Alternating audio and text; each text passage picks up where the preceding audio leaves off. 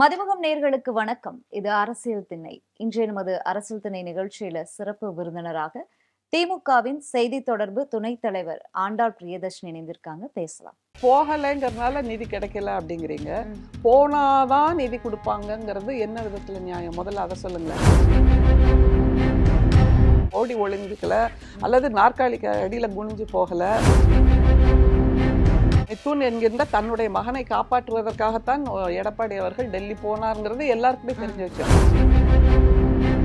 தமிழ்நாட்டு முதல்வரையே கேள்வி கேட்கறதுக்கு பதிலா இதை ஏன் பிரதமர் கொடுக்கல அப்படின்னு ஏன் கேள்விகள் அங்க போக மாட்டேங்குது? இந்தியாவில் இருக்கக்கூடிய அத்தனை முதல்வர்களுக்காகவும் குரல் கொடுப்பவர் நம்முடைய முதல்வர் மட்டும்தான்ங்கிறதை ஏன் புரிஞ்சுக்க மாட்டேங்கிறீங்க? பிஜேபி எந்த கூட்டணியோடு தமிழ்நாட்டுக்கு வந்தாலும் அவர்கள் விரட்டி அடிக்கப்படுவார்கள் என்பதை நம்முடைய தமிழ் மக்கள் நிரூபிப்பார்கள். அரசியல் சூனியத்தோடு பேசிக் கொண்டிருக்கிறார். அரசியல் ஞானமே இல்லாமல் பேசிக் கொண்டிருக்கிறார். இவர் தனிப்பட்ட முறையில சினிமால நடிச்சுட்டு 200 கோடி 300 கோடின்னு வாங்கிட்டு இருக்காரு. ஆனால் தமிழ்நாட்டு மக்களுக்கான பொருளாதார ஸ்திரத்தன்மையை கொடுத்திருப்பது திராவிட மாடல் ஆட்சி. அது புரியாதா அந்த நடிகருக்கு? பிஜேபியும் திமுகவும் எண்ணெயும் தண்ணீரும் போல இரண்டும் ஒன்றாக சேராது. தனி பிளைட்ல ஏறி கோவாக்கு போக தெரியுது, தனி பிளைட்ல ஏறி கேரளாக்கு போக தெரியுது. தன்னுடைய நெருங்கிய தோழிகளின் திருமணத்துக்கு மட்டும்தான் போகின்றாரே தவிர வேறு எதையும் பண்ணல. தமிழ்நாட்டை குத்தி கொலை செய்தது அதிமுக. தமிழ்நாட்டு மக்களின் நலனை குத்தி கொலை செய்தது எதிர்க்கட்சி தலைவர் எடப்பாடி அவர்கள்.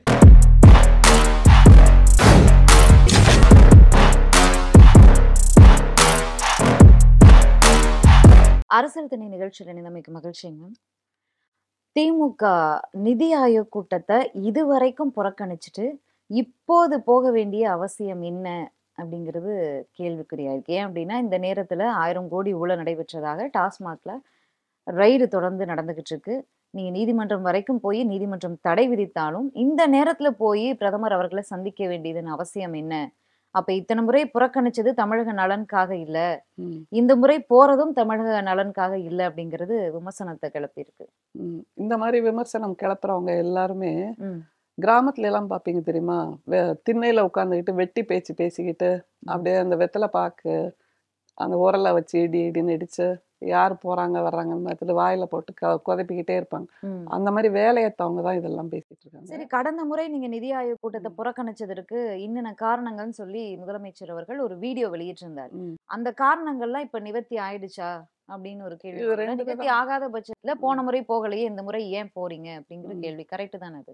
ஒரு 2 விதமா இந்த பதில பார்க்கலாம். ஒண்ணு, துவக்கத்திலிருந்தே 2016 17 18 19 எல்லாம் இபிஎஸ் அவர்கள் போனார்கள். அதனால் என்ன பலன் விளைந்தது தமிழ்நாட்டுக்கு? போய் அட்டெண்டன்ஸ் கொடுத்துட்டு வந்துட்டார், நானும் உள்ளேன் சாமி அப்படின்ட்டு. அதுக்கு என்ன பலன் வந்தது? அதை நீங்க என்னைக்காவது கேள்வி கேட்டிருக்கீங்களா? இல்ல. அப்புறம் நம்முடைய முதல்வர் ஏன் போகலைங்கிறதுக்கும் நியாயமான காரணங்களை பட்டியல் போட்டு சொல்லியாச்சு. ஒரு முறை அரசு பயணமாக ஜப்பான் போயிருந்தாரு. ஒரு முறை கொரோனா காரணமாக 2 ஆண்டுகள் நேரடியாக நடக்கவில்லை. அப்புறம் ஒரு முறை நம்முடைய முத்தமிழறிஞர் கலைஞரின் 100ஆண்டு விழா கொண்டாட்டங்களினால் நம்முடைய முதல்வர் போகவில்லைங்கிறதெல்லாம் இயல்பான நியாயமான காரணங்கள். கடந்த ஆண்டு ஏன் போலேன்னா அந்த நிதிநிலை அறிக்கையில தமிழ்நாட்டோட பெயரை தவிர மீதி எல்லா பேரும் இருந்தது. குறிப்பா ஆந்திரா அண்ட் பீகார் பேர் மட்டும் ரொம்ப ஜாஸ்தியா இருந்தது. அதை எதிர்ப்பு தெரிவிப்பதற்காக போகல. சரி, இந்த ஆண்டு போனீங்களே, அப்ப நிவர்த்தி ஆயிடுச்சான்னு ஒரு கேள்வி கேட்குறீங்கல்ல. நிவர்த்தி ஆயிருந்தா போகணும், நிவர்த்தி ஆகலைன்னா போகக்கூடாதுங்கிறது எந்த விதத்துல நியாயம்? கேள்வி கரெக்ட் தானே. இப்ப நீங்க லாஸ்ட் டைம் போகும்போது பல்வேறு விஷயங்களை மென்ஷன் பண்ணி வீடியோ போட்டிருக்கீங்க. ஏன் புறக்கணிச்சோம், இதுதான் காரணம், தமிழகம் தொடர்ந்து வஞ்சிக்கப்படுகிறது, தமிழகத்துக்கான நிதியை விடுவிப்பது கிடையாது, கூட்டணி கட்சியினருக்கு மட்டும் நிதிகள் சரளமாக வழங்கப்படுகிறதுன்னு பல்வேறு காரணங்கள் அடுக்கியிருந்தாங்க. அந்த வீடியோ இப்ப சமூக வலைதளத்துல வைரல் ஆக்குறாங்க. அப்ப அந்த காரணங்கள் நிவர்த்தி செஞ்சுட்டாங்களா, தமிழகத்தின் தேவை பூர்த்தி செய்யப்பட்டு விட்டதா அப்படிங்கிற கேள்வி வரும். அப்படி இல்ல அப்படின்னா திமுக பாஜகவோடு இணக்கமாக போக விரும்புகிறதா இந்த நேரத்துல அப்படிங்கிற கேள்வி சாதாரணமான மக்களுக்கு கூட வரக்கூடிய ஒரு கேள்விதான். இது பதில இப்படி பாருங்களேன். சாதாரணமான மக்களுக்கு புரியுற மாதிரியே நம்ம பேசலாம். ஒண்ணு, அந்த கோரிக்கைகள்லாம் நிவர்த்தி ஆயிடுச்சா அப்படின்னு கேக்குறீங்க. அந்த கோரிக்கைகளும் நிவர்த்தி ஆகவில்லை. அதை தவிர கூடுதலாக இந்த கடந்த 1 வருஷத்துல இன்னமும் அதிகமான நிதி பிரச்சனையை, நிதி வறுமையை தமிழ்நாட்டுக்கு ஒன்றிய அரசு கொடுத்திருக்கிறதுங்கிறத நேரடியா போய் சொல்ல வேண்டும். 4 ஆண்டுகள் போகல. அதனால உங்களுக்கு நிதி கிடைக்கலன்னு ஒரு குற்றச்சாட்ட பொதுமக்கள் இல்ல ஊடகவியலாளர்கள் ம். சொல்றீங்க. எதிர்க்கட்சியினர் சொல்றீங்க. ம். சரி போகலைங்கிறனால நிதி கிடைக்கல அப்படிங்கிறீங்க. ம். போனா தான் நிதி குடுப்பாங்கங்கிறது என்ன விதத்துல நியாயம்? முதல்ல அத சொல்லுங்களேன். அவங்க என்ன பண்ணையாரா? ம். நம்ம வீட்டுக்கு படி அளக்குற சரி, அப்புறம் ஏன் போகணும்? சரி அப்ப போனா தான் நிதி குடுப்பாங்கன்னா, நீங்க இங்க இருந்தே ஃபைட் பண்ணலாமே! சட்ட ரீதியில முயற்சி இருந்திருக்கீங்க. ஆ. சட்ட போராட்டங்கள நடத்தியிருக்கீங்க. பல ம். போராட்டங்கள நடத்தி நிதி ஒரு சில நிதிகள பெற்றிருக்கீங்களா? அப்புறம் ஏன் இந்த முறை மட்டும் போகணும்? அப்ப வேற ஏதாவது தேவை இருக்கா திமுகவிற்கு? வேற எந்த தேவையும் இல்லையே! இப்ப ம். நீங்க சொன்ன அந்த வழக்குகள் கூட ம். திமுகவின் ஆட்சியில் வந்த வழக்கு இல்ல. ம். 2014லிருந்து 11லிருந்து நடைபெற்ற அந்த டாஸ்மாக் வழக்குகள். அதிலிருந்த குற்றச்சாட்டுகள். அதன் மீது போடப்பட்ட எஃப்ஐஆர தான் இப்போ தோண்டி எடுத்து ம். அமலாக்கத்துறை திமுக ஆட்சியிலும் 5, 6 வழக்குகள் 5, 6 தான். போடப்பட்டிருக்கு. ஆனா ம். நூற்றுக்கணக்கானங்கிறது எதுல இருக்கு? ம். 5, 6 வழக்குகள் இருக்கலாம். ம். எந்த இடத்துலயுமே ரொம்ப முழுமையான நீதி பரிபாலனம் என்பது இருந்திருக்க முடியாது. அடிமட்டத்தில் இருப்பவர்கள் செய்கின்ற தவறுகளுக்கு கூட நாம் உடனே உச்சத்தில் இருப்பவர்களை தான் குறை சொல்லுவோம். ம். அதனால நான் அதை தவிர எல்லா வழக்குகளையும் நாங்க நேரடியா சந்திச்சுட்டு தானே இருக்கோம். ஓடி ஒளிஞ்சுக்கல, ம். அல்லது நாற்காலிக்கு அடியில குனிஞ்சு போகல, அல்லது எதிர்க்கட்சியினர் சொல்கிறார்கள் அல்லவா, குறிப்பாக எதிர்க்கட்சி தலைவர், ம். நீங்கள் அமலாக்கத்துறை ரெய்டிலிருந்து தப்பிப்பதற்காகத்தான் டெல்லி போகிறீர்களா அப்படின்னு ம். கேட்கிறாரு. அப்ப அவர் போறது அதுக்காகத்தானான்னு ஒரு கேள்வி வருது இல்ல. ம். அவர்ட்ட ஏன் அந்த மாதிரி அப்படிதானே கேள்வியே நீங்க விமர்சிக்கிறீங்க. ஆமா. அப்ப அவர் எடப்பாடி போறது பழனிசாமி அவர்கள் சம்மந்தியோட சொத்துக்கள காப்பாற்றவும், காப்பாத்து அங்க நடந்த ரைடுகள வந்து முடக்குவதற்காக தான், ம், ரைட்லருந்து தப்பிக்கிறதுக்காக தான், 1 வருஷம் அவரு ஃப்ரீயா வந்து இருக்கணும் அப்படிங்கிறதுக்காக தான், ம். கட்சிய தன் கைக்குள்ள வச்சிருக்கணுங்கிறதுக்காக, இவ்ளோ பல்வேறு குற்றச்சாட்டுகள ஆமா, அவரு டெல்லி போயிட்டு வந்தப்ப வைக்கிறீங்க. ஆமா. அப்ப நீங்க போயிட்டு வரும்போது அவங்க வைக்கிறதுல என்ன தவறு இருக்கு? அந்த கூடுதலா நீங்க உறவினர் மட்டும் சொல்லீங்க. சம்பந்தி மட்டும். ம். மகனையும் சேர்த்து சொல்லுங்க. சரி. மிதுன் என்கின்ற தன்னுடைய மகனை காப்பாற்றுவதற்காகத்தான் எடப்பாடி அவர்கள் டெல்லி போனார்ங்கிறது எல்லாருக்குமே தெரிஞ்ச ம். விஷயம். ம். இதுல நீங்க 2 வித்தியாசத்த கவனிக்கணும். ஒண்ணு, எடப்பாடி அவர்கள் எப்படி போனார் டெல்லிக்கு? ம். அந்த காட்சிய நினைவுபடுத்தி பாருங்க. ம். சட்டமன்றம் நடந்து கொண்டிருக்கிறது. சட்டமன்ற தொடர். அதுல யாருக்குமே தகவல் தெரிவிக்காமல், அப்படியே முக்காடு போட்டுட்டு போயிட்டா, சூரியனுக்கு கீழ இருக்கிற யாருமே தன்னை தெரிஞ்சுக்காம போயிடுவாங்கன்ற மாரி நெனச்சுக்கிட்டு போறாரு. அவருக்கு தெரியாதா? முதலமைச்சராக இருந்த ஒருத்தருக்கு தெரியாதா? இந்த ரகசிய புலனாய்வு துறை என்பது ஒவ்வொருத்தர் பின்னாடியும் போய் யார் யார் எங்க போறாங்க, என்ன அஜெண்டா என்பதை சொல்லும். அது மாரி உயர்மட்ட தலைவர்களுக்கு சொல்லும்ங்கிறது இயல்பான ஒரு நாலேட்ஜ் தானே! அது கூட தெரியாம முக்காடு போட்டுட்டு, "எங்க போறீங்க?" அப்படின்னா, "நான் அதிமுக ஆஃபீஸ்ல இருக்க கர்ட்டன எண்ண போறேன். அங்க இருக்கிற ஜன்னல பாக்க போறேன்." அப்படின்னு சொல்லிட்டு, டெல்லியில போய் இறங்கி 4, 5 கார் மாறி, மாறி, மாறி அலுவலகம் அதிமுக அலுவலகத்துக்கு போறேன்னு சொல்லிட்டு, எங்க போனாரு? உள்துறை அமைச்சரோட வீட்டுக்கு போனாரு. அப்போ அதுதான் தங்களுடைய அலுவலகம் என்பதை சொல்லாமல் சொன்னார். அது மாரி வெளியில வந்த உடனே எல்லாரும் பிரஸ் கேட்கறாங்க, "என்ன பண்ணீங்க?" அப்படின்னு. "தமிழ்நாட்டு மக்களின் உரிமைகளுக்காக குரல் கொடுத்தோம்." அப்படின்னு. தமிழ்நாட்டு மக்களின் உரிமைகளுக்காக குரல் கொடுத்தோம்னா, குடுத்த நிதி கேட்ட நிதி வந்ததா? வரல. அவர் சொல்லி முடிக்கிறதுக்குள்ள உள்துறை அமைச்சர் ட்வீட் போட்டாரு. "நாங்க என்டிஏ கூட்டணிய பத்தி தான் பேசுனோம். ம். அடுத்த தேர்தல பத்தி தான் பேசுனோம்." அப்படின்னு. இங்க வந்தப்புறமும் என்ன பேசுனீங்கன்னு கேட்டாங்க மக்கள், ஊடகவியலாளர்கள். அதுக்கும் இப்படி மழுப்பலா தான் பதில் சொன்னாரு. ம். நம்முடைய முதல்வர் அப்படியா போனார்? அஃபிஷியலா அறிவிச்சபடி என்னென்ன எங்க எப்போ ஆ. ஃப்ளைட்டு ம். மக்களோடு சேர்ந்து பயணிக்கிறேன். ம். அதிலிருந்து ஆரம்பிச்சு, அங்க யாரையெல்லாம் சந்திக்க போறேன். ம். எல்லாத்தையும் போட்டு நிதி ஆயோக் இப்படிதான் கூட்டத்திலேயே ஆமா, தமிழகத்திற்கான கோரிக்கைகள், அ அடுத்து 2047 நோக்கி ஓடும்போது என்னென்ன திட்டங்கள அமல்படுத்தணும், எங்கெங்க நிதி ம். தேவை எல்லாத்தையும் பேசியிருக்கீங்க. ஆமா, வரவேற்கக்கூடிய ஒரு ஆமா. விஷயம் தான். இதையெல்லாம் நிதி ஆயோக் கூட்டத்திலேயே பேச உங்களுக்கு நேரம் கொடுக்கப்பட்டது. நீங்க விலாவரியா எடுத்துரைத்த பிறகும், பெர்சனலா போய் பிரதமர சந்திக்க வேண்டிய அவசியம் என்ன? அந்த பெர்சனலா பேசக்கூடிய நேரத்தில இத பத்தி தான் பேசணும் அப்படின்னு நீங்க வந்து மனசாட்சிப்படி சொல்ல முடியுமான்னு தமிழக வெற்றிக் கழகத்தின் தலைவர் விஜய் அவர்கள் கூட கேட்டிருக்காரு. ஆ தமிழக வெற்றி கழகம்னு நான் எப்பவுமே சொன்னதில்ல. தமிழக வெற்றுக் கழகம்னு தான் நான் சொல்லியிருக்கேன். ம். ஏன்னா, அவர் இன்னமும் அரசியல்ல பாலபாடம், ஏபிசிடி 0, 1, 2, 3 ஆனா, ஆவன்னா இதெல்லாம் தெரிஞ்சுக்காம ம். ஒரு நிகழ்வு நடக்குதுன்னா, உடனே "ஓ! இதுக்கு ஒரு அறிக்கை வெளியிடணும்ல" அப்படின்னு தன்னோட டீம்ட்ட கேட்டு ஏதாவது ஒண்ண போட்டுர்றாரு. ஒரு அரசு கூட்டம் நடக்கிறது என்றால், நான் ஒரு அரசு துறை தலைவரா இருந்ததுனால எனக்கு ம். தெரியும். ம். அது நமக்கு பிடிக்கிறது, பிடிக்காதது என்பதை தாண்டி, அங்க யார் அந்த கூட்டத்தை கன்வீன் செய்றாங்களோ, அவங்களுக்கு போய் ஒரு மரியாதை நிமித்தமாக அவரை ஒவ்வொருவருமே தனித்தனியா சந்திக்கிறதுங்கிறது இயல்பான விஷயம். ம். புரோட்டோகால் என்று அர்த்தம். ம். அந்த புரோட்டோகால் படிதான் நம்முடைய முதல்வர் ஆனா சந்தித்திருக்கிறார். தனியா சந்திப்பதற்கு 4:30 மணி அளவுல நேரம் கேட்கப்பட்டிருந்தது. ஆமா, முதல்வர் அவர்கள் ஆமா, தரப்புல, ஆமா. தமிழக அரசு தரப்புல. ம். ஏன் அந்த தனியான சந்திப்பு? நிதி ஆயோக் கூட்டத்துக்கு போய் கலந்துக்கிறீங்க. தமிழகம் சார்ந்த விஷயங்கள அங்க எடுத்து வைக்கிறீங்க. எல்லாமே சிறப்பா முடிஞ்சது. அதற்கு பிறகு தனியா சந்திக்க வேண்டிய அவசியம் என்ன? சந்திக்க தன்னுடைய பிள்ளைய காப்பாத்த தான் தனியா சந்திக்க நேரம் கேட்டிருந்தாரு. ஓகே, அதற்கான சந்திப்பு தான் இது அப்படின்னு தான் எல்லாருமே எதிர்க்கட்சி தலைவர் எடப்பாடி பழனிசாமியிலிருந்து எல்லாருமே அத தான் முன்வைக்கிறாங்க. ஓகே. ம். தனியாக சந்திக்க கூடாத அளவுக்கு பிரதமர் வந்து அ வெ பக்கத்து நாட்டை பத்தி எப்பவும் சொல்லுவாங்கல்ல, அந்த நாட்டை சேர்ந்தவர் இல்லை. ம். ம். நம்முடைய இந்தியாவின் பிரதமர் தான். அப்ப எதிர்க்கட்சி தலைவருக்கும் அதே தானே ஓகே. பொருந்தும்? நீங்க ம். இதையே பாருங்க. ம். அவர் வெளியில வந்து சொல்றாரு. நாங்கள் மக்கள் நல பிரச்சனைகளை பேசினோம்னு ம். எடப்பாடி அவர்கள் சொன்னாரு. உடனே என்ன ட்வீட் வந்தது? ம். நாங்கள் கூட்டணிய பத்தி பேசினோம். ம். இப்ப நம்முடைய முதல்வர் அங்கே செய்தியாளர்களை சந்தித்து, இந்த கோரிக்கைகளுக்காக நான் சந்தித்தேன் வெளிப்படையா சொன்னாரா ம். இல்லையா? நிதி ஆயோக் கூட்டத்திலயும் இன்னென்ன அஜெண்டா எங்களுக்கு. ம். கோவையில எய்ம்ஸ் வேணும். ஆமா. மதுரையில உள்ள எய்ம்ஸே இன்னும் கிளம்பவே இல்ல. 2வது செங்கலே இன்னும் வந்து சேரல. ஏன்னா ஜப்பான்லேருந்து நிதி வரவே இல்ல. அந்த 2வது செங்கல் வாங்குவதற்கு கூட நம்முடைய பிரதமரிடம் நிதி இல்லைங்கிறது நல்லா தெரியும். ஆனால் ம். நாம் வைக்க வேண்டிய கோரிக்கையை கொடுத்து கொண்டு தான் ம். இருக்கிறோம். மெட்ரோ ட்ரெயினுக்கு வேணும். அது மாரி இந்த இந்த கல்வி இடத்துல உரிமை கூட இல்ல சொல்லி ஆ. முடிச்சிடுறேன். ஸோ இப்படியாக தான் என்னவெல்லாம் தமிழ்நாட்டுக்காக பட் க நிதி கோரிக்கை கொடுத்தேங்கிறத பட்டியலிடுறார். பட்டியலிட்டதுக்கு மறுப்பாக ஏதாவது ட்வீட் வந்திருக்கா?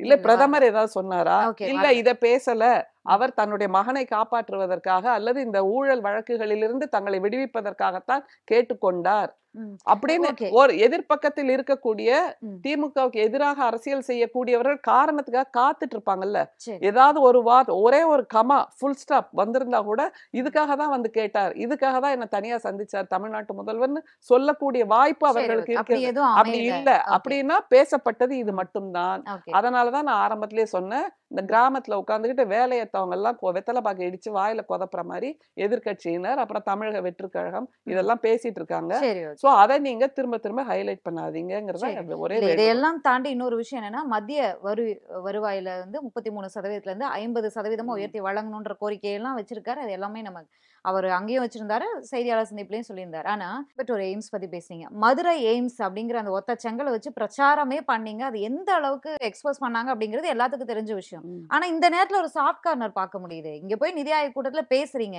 கோவைக்கு எய்ம்ஸ் கேட்கிறீங்க. அந்த இடத்துல மதுரை எய்ம்ஸ் வந்து இன்னும் இப்படி இருக்குன்ற ஒரு ஒரு கண்டனத்த கூட பதிவு பண்ணலையே! இல்ல மதுரை எய்ம்ஸ் இப்படி இருக்குங்கிறத நாடாளுமன்றத்துல நம்முடைய தமிழ்நாட்டு நாடாளுமன்ற உறுப்பினர்கள் எத்தனையோ முறை குரல் இல்ல அங்க கொடுத்திருக்கிறார்கள். பேசுறாங்க. இப்ப அங்க ஆமா, தமிழக நிதி தேவைகள், எஸ்எஸ்ஏ நிதி வரல, ஆமா, 2,200 கோடி வரல. இது எல்லாத்தையுமே நாடாளுமன்றத்துல பேசிட்டு தானே இருக்கோம். அப்ப ஆமா. அத மீறி நிதி ஆயோக் கூட்டத்துல போய் பேசும்போது, இந்த கோரிக்கைய ஏன் அங்க வைக்கல? இந்த கண்டனத்த ஏன் அங்க பதிவு பண்ணல? அப்ப அங்க சாஃப்ட் கார்னர் இருக்கா? அப்படின்னு இல்லையே கேள்வி அந்த வருதுல்ல. நம்முடைய முதல்வர் பேசிய பேச்சில் இதுவும் இடம் பெற்றிருக்கும். ம். அதை தவிர இது இது இல்ல, இது நடக்கவே இல்லைங்கிறது ஒன்றிய அரசுக்கும் தெரியும்ல. ம். எனக்கு ஒரே ஒரு கேள்வி இருக்குமா? ம். தமிழ்நாட்டு முதல்வரையே கேள்வி கேட்கறதுக்கு பதிலா, ம். இதை ஏன் பிரதமர் குடுக்கல? ம். அப்படின்னு ஏன் கேள்விகள் அங்க மாட்டேங்குது?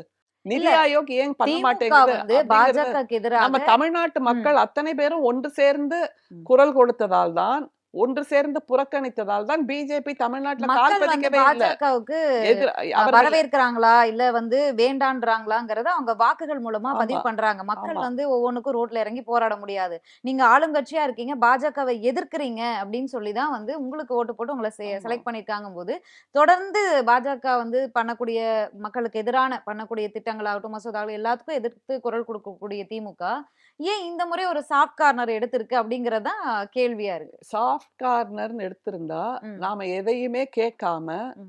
"ஐயா நீங்க எங்களுக்கு குடுக்க வேண்டியத குடுங்க.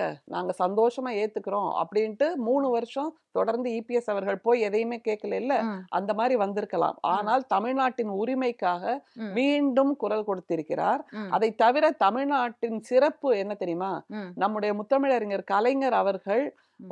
ஒன்றியத்தில் வேண்டுகோள் விடுத்து உரிமைக்காக குரல் கொடுத்த அப்புறம் தான் இந்தியாவில் இருக்கக்கூடிய மக்களால் தேர்ந்தெடுக்கப்பட்ட முதல்வர்கள் அத்தனை பேரும் சுதந்திர தினத்தில் கொடியேற்றுவதற்கான உரிமையை பெற்றுக் கொடுத்தார். தமிழ்நாட்டில் எழுந்த உரிமை குரல். ம். அதன் மூலமாக இந்தியாவில் இருக்கக்கூடிய அத்தனை முதல்வர்களுக்கும் அந்த உரிமை கிடைத்தது. ஈவன் இப்போ உள்ள பிரதமருக்கான உரிமையும் கூட பிரதமர் முதல்வராக இருந்தபோது ம். அவருக்கும் கொடியேற்றுகின்ற உரிமையை நம்முடைய முத்தமிழறிஞர் கலைஞர் தான் பெற்றுக் கொடுத்தார். அடுத்தது இப்ப நாம அந்த பல்கலைக்கழகங்கள்ல ஆளுநர்கள் வேந்தர்களாக இருக்கக்கூடாதுங்கிற அந்த வழக்கை போட்டு அதிலும் வெற்றி பெற்றிருக்கிறோம். அது கூடுதலான வழக்கு என்பது நடந்து அதற்கான நீதியும் நமக்கு கிடைக்கும்.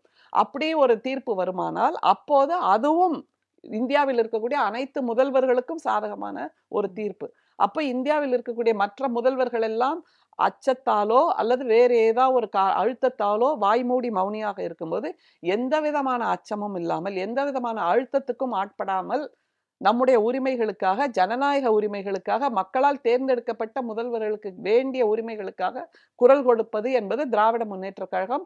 நம்முடைய முதல்வர் மட்டும்தான், திராவிட மாடல் முதல்வர் மட்டும்தான்ங்கிறது நல்லா தெரியும். இப்ப நீங்க அந்த நிதி ஆயோக் கூட்டத்துல ஒரு ஒரு கருத்தை வெளிப்படுத்தினார் பாருங்க. மற்ற முதல்வர்கள் யாருமே அதை சொல்லல. நீங்க நிதி ஆயோக்கின் கொள்கைப்படி கொடுக்க வேண்டியது 43%. ஆனா கொடுக்கறது 33% தான். அதையுமே நாங்கள் ஒவ்வொரு முறையும் வாதாடி வழக்கு போட்டுதான் பெற வேண்டிய கட்டாயத்தில் இருக்கிறோம்னா இது ஜனநாயகத்தை குலைக்கின்ற முயற்சி என்று அந்த ஒரு குரலை யார் எழுப்பினார்? வேற எந்த முதல்வராவது பேசினாங்களா? இல்ல. அடுத்தது 50% எங்களுக்கு நிதி பகிர்வு தர வேண்டும்னு சொன்னார் நம்முடைய முதல்வர். அப்படி 50% நிதி பகிர்வு தர ஒருவேளை அத்தைக்கு மீசை முளைச்சா கூட நடக்கும். ஆனா பிஜேபி அது மாதிரி கொடுக்குமா மனப்பூர்வமாகங்கிறது ஒரு கேள்வி. ஆனால் இது நம்முடைய உரிமை என்பதை மீண்டும் குரல் எடுத்து கேட்டிருக்கிறார் நம்முடைய முதல்வர். இப்ப நீங்க ஒரு பதில் சொல்லுங்க. இந்த 50% நம்முடைய முதல்வர் கேட்கிறார், ஒத்துக்கொள்கிறதுன்னு வச்சுக்கோங்க பிஜேபி அரசு, ஒன்றிய அரசு. அப்ப மீதி மாநில தலைவர்களா எங்களுக்கு வேண்டாங்க அப்படின்னு சொல்லிடுவாங்களா? நீங்க தமிழ்நாடு தான் கேட்டுச்சு அதனால அவங்களுக்கு மட்டும் கொடுங்க அப்படின்னு சொல்லுவாங்களா? எங்களுக்கும் வந்தால் நல்லதுதான் ஒத்துப்பாங்களா? இல்லையா? அப்படின்னா இந்தியாவில் இருக்கக்கூடிய அத்தனை முதல்வர்களுக்காகவும் குரல் கொடுப்பவர் நம்முடைய முதல்வர் மட்டும்தான்ங்கிறத ஏன் புரிஞ்சுக்க மாட்டேங்கிறீங்க? இது பொது நலனுக்காக கேட்டது தானே. அதுல ஏதாவது தனிப்பட்ட நலன் முதல்வர் ஏன் புறக்கணிச்சார், ஏன் இப்படி குற்றச்சாட்டுகளோட வெளியிட்டார் வீடியோ அப்படிங்கறதுதான் இன்னைக்கு கேள்விக்குறியாக இருக்கு. இல்ல என்ன குற்றச்சாட்டு? ஒண்ணுமே இல்லையே. ஏன் போகலேங்கிறத சொன்னாரு. இந்த முறை ஏன் போகணுங்கிறதுக்கு நியாயமான காரணங்கள். திரும்ப பாஜக மீது நம்பிக்கை வந்துருச்சா? நம்மளோட கோரிக்கைகளை, தமிழகத்தினுடைய நிதி தேவைகளை பூர்த்தி பண்ணிடுவாங்க அப்படிங்கிற ஒரு நம்பிக்கை வந்துருச்சா? நம்பிக்கை வர மாதிரி ஏதாவது விஷயங்கள் நடந்திருக்கா அரசியல்? இல்ல. சப்போஸ் இது நம்பிக்கை வந்தா தமிழ்நாட்டுக்கு நல்லது. நம்பிக்கை வராத மாதிரி அவர்கள் மீண்டும் ஓரவஞ்சனை செய்தார்கள் என்றால், மீண்டும் நிதி பகிர்வில் சூழ்ச்சி செய்தார்கள் என்றால் நாம் நிச்சயமாக அதையும் வெளிப்படுத்துவோம். தமிழ்நாட்டின் மீது எங்களுக்கு தனிப்பட்ட காதல் இருக்கிறது. தமிழ் மொழியை நம்முடைய பிரதமர் தான் உலகளாவிய அளவில் எடுத்துட்டு போனார் சொல்றாருல்ல. ஆனா அது எதுவுமே இல்ல. பாருங்க, மீண்டும் ஒரு மாற்றாந்தாய் மனப்பான்மையோடு ஒரு கண்ணுல சுண்ணாம்பு ஒரு கண்ணுல வெண்ணெயை தான் வைக்கிறார் பிரதமர்.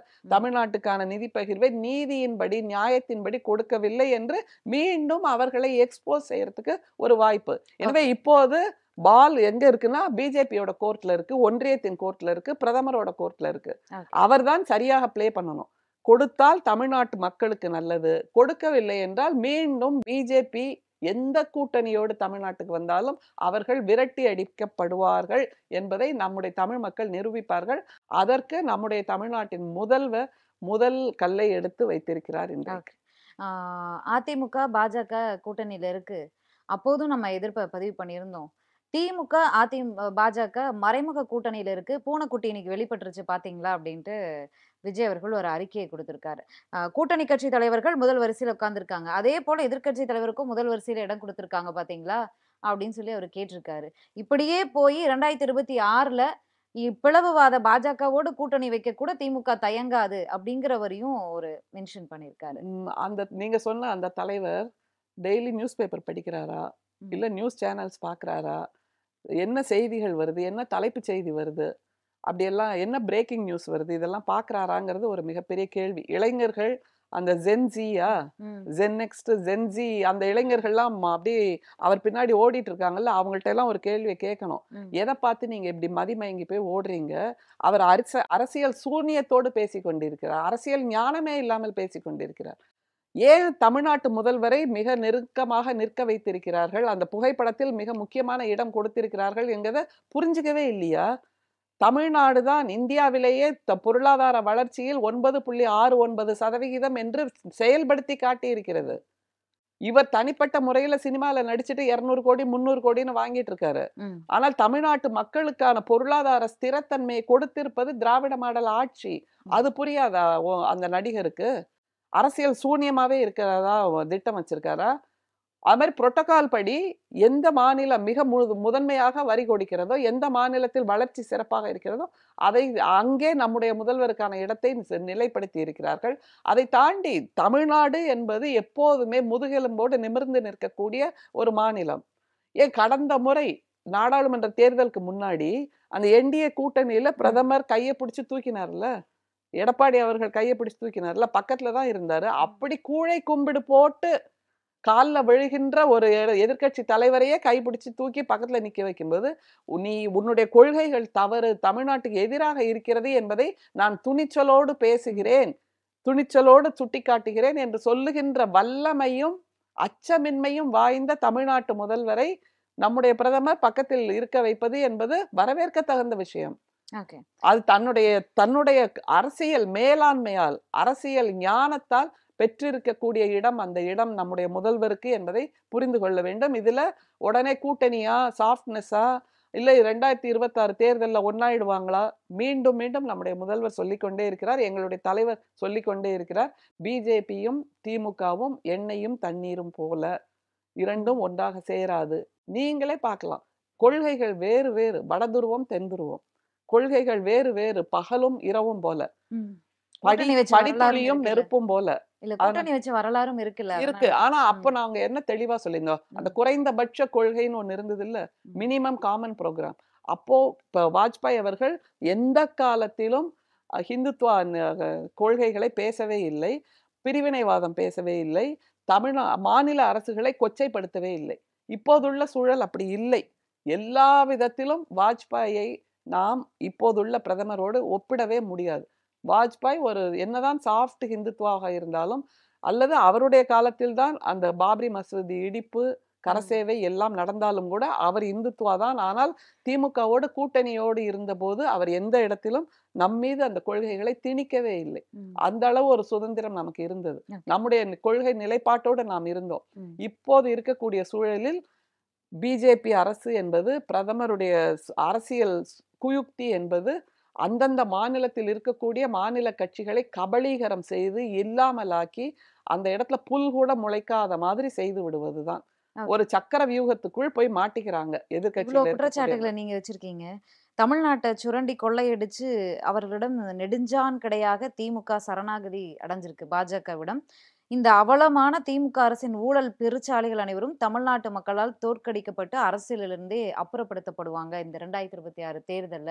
நம்ம மக்களாட்சி அமைப்போம் அப்படிங்கிற ஒரு கடுமையான வார்த்தைகளை பதிவு பண்ணியிருக்காரு. யாரு? தமிழக வெற்றி கழகத்தினுடைய தலைவர் விஜய். இப்ப என்ன அவர் ஒரு பெரிய ஆளா ஆயிட்டு அறிக்கை கொடுத்திருக்காருல்ல, அவர் அறிக்கை பக்கமா கொடுக்கிறாரு. அதான் அரசியல் சூனியம்னு சொல்லிட்டேனே. அவர் எதுவுமே புரியல. என்ன நெடுஞ்சான் கிடையா கீழே விழுந்தாங்க திமுக? ஒண்ணுமே இல்லையே. அவர் அதான் நான் சொல்றேன், திரும்ப திரும்ப நான் சொல்றதே, விஜய் என்பவர், அவருடைய பெயரை சொல்லக்கூட எனக்கு பிடிக்கவில்லை.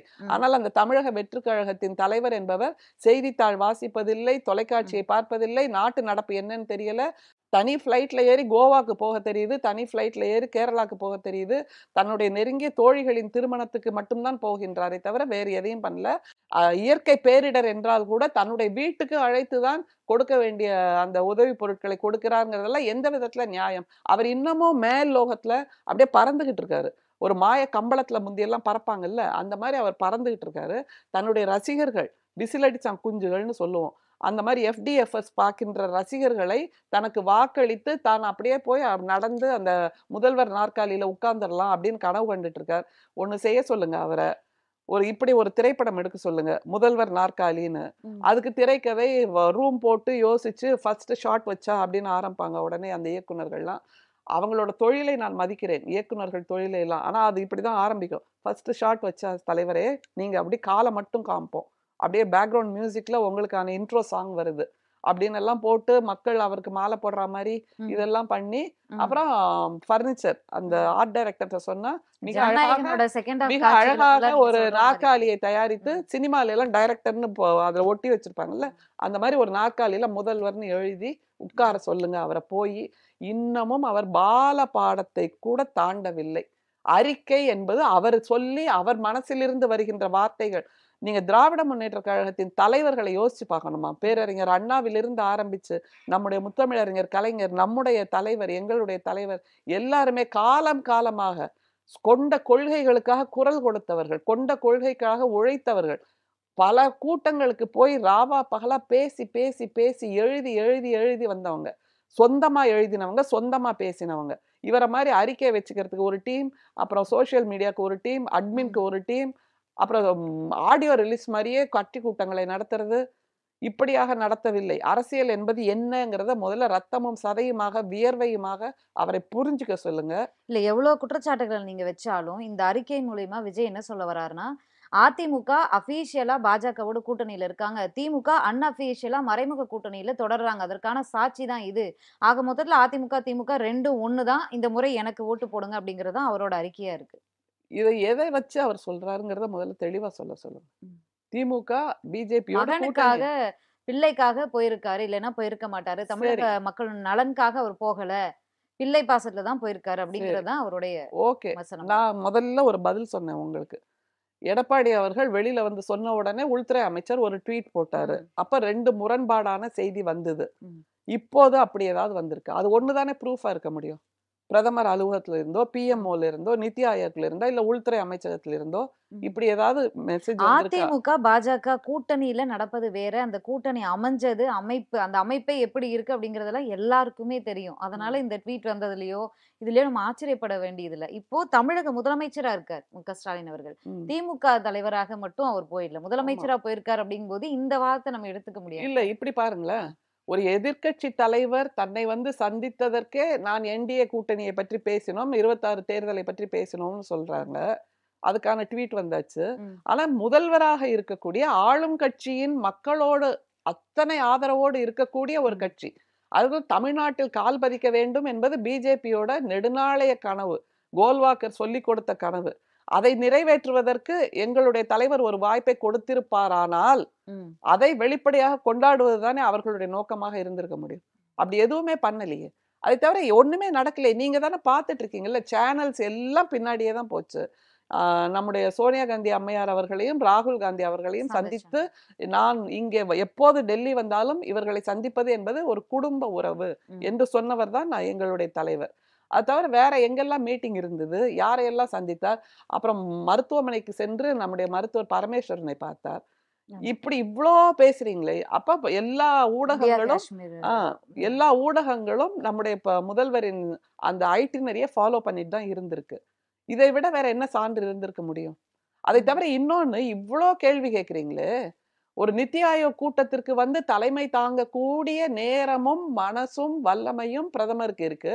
ஆனா அந்த பஹல்காம் அட்டாக்ல கணவனை இழந்த நம்முடைய சிந்தூர்ங்கிறாரு. என்னோட உடம்புல குருதி ஓடல, சிந்தூர் சிந்தூர் தான் தான். ஓடுதுன்னு சொல்லக்கூடிய அந்த கடவுளின் குழந்தை. அம்மா வயித்துல கூட பிறக்காத ஒரு நான் பயாலாஜிக்கல் சைல்டு. இல்ல அதுக்கப்புறம் அவரு இல்ல சொல்லிட்டாரு. நானும் சாதாரண மனுஷன் தான்னு அவர் ஸ்டேட்மெண்ட் இல்ல. குடுத்துட்டாரு. இப்ப திரும்பவும் சிந்தூர் தான் ஓடுது அப்டின்னாரு. அப்ப மாறி மாறி பேசுறது தான் ஒரு பிரதமருக்கு அழகா? ஒரு தாயை கொச்சைப்படுத்தி பேசிவிட்டு, இந்திய மக்கள், இந்திய தாய்மார்கள் கொதித்தெழுந்தப்புறம் நான் இல்ல நானும் சாதாரண பிறவிதான் சொல்றது, எந்த விதத்துல மாத்தி மாத்தி பேசுறது ஒரு பிரதமருக்கு அழகா? ஏன் பிரதமர கேட்க மாட்டேங்கிறீங்க? சிந்தூர் அந்த ஆப்பரேஷன் சிந்தூருக்காக தன்னுடைய இன்னுயிரை கொடுத்த அல்லது அதற்கு முன்னாடி தன்னுடைய தீவிரவாதிகளால் கொல்லப்பட்ட, உயிரை இழந்த அந்த குடும்பங்களை நீங்கள் போய் பார்த்தீர்களா? உடனே நேரடியா பீகாருக்கு தானே போக தெரியுது. அப்படிப்பட்ட இந்திய மக்களுக்கு துரோகம் செய்யக்கூடிய ஒரு பிரதமர் இருக்கக்கூடிய பிஜேபியோடு எப்படி எதிர்க்கட்சி தலைவர் கூட்டணியில் இருக்கிறார்? அப்படின்னா நாளைக்கு தமிழ்நாட்டுல ஒரு இக்கட்டு நிகழ்ந்தால் கூட இப்படித்தானே அவர்கள் இருப்பார்கள் ம். பாராமுகமாக. மத்திய அத கேட்க அரசோடு மாட்டேங்கிறீங்களே. மத்திய அரசோடு இணக்கமா போனாதான் மாநில வளர்ச்சிக்கு தேவையான நிதிகள பெற முடியும். ம். திட்டங்கள பெற முடியும்.